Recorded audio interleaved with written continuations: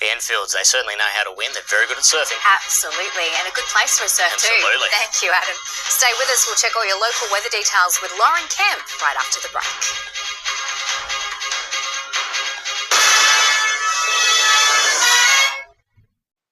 Transform your home into a haven with cool, pure, clean air, creating a world of perfect comfort.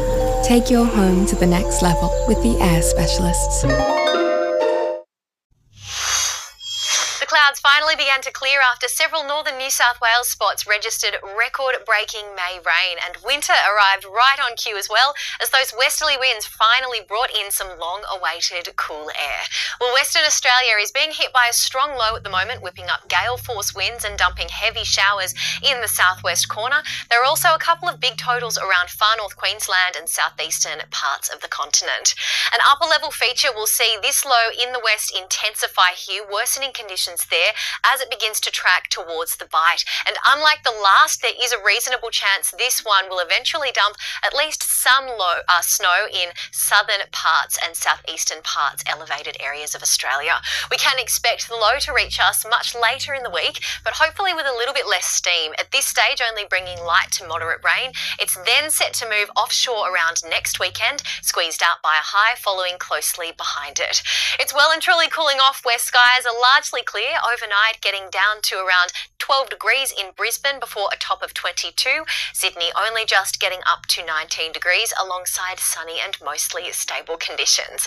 And locally today we reached tops of 23 degrees in Grafton, 22 at Yamba, 20 at Cape Byron after a chilly low of just 13 degrees. We'll see light variable winds for most of the day tomorrow, and it is set to remain mostly fine overhead after a cool start, and high pressure keeping things largely settled ahead of this next system. Just slightly cooler temperatures across our region, reaching maximums of 20 at Evans Head after a low of 10 degrees, 19 the top in Lismore, a low of 8 degrees there, and 21 in Murwillumbah. Taking a look at coastal conditions, we have 1.5 metre seas with swell between 1 to 1.5 metres on both the Byron and Gold Coasts, southwesterly winds up to 20 knots. We'll see the high tide tomorrow morning at around 8:30 with the afternoon low just after 2, sun to rise at 6:31 and setting at 4:58. Mostly clear conditions in Tweed tomorrow, 21 degrees the top there, 23 on Tuesday, warming up to 25 on Wednesday, but still those cool nights to enjoy, and then remaining fine, potentially a shower or two this time next weekend.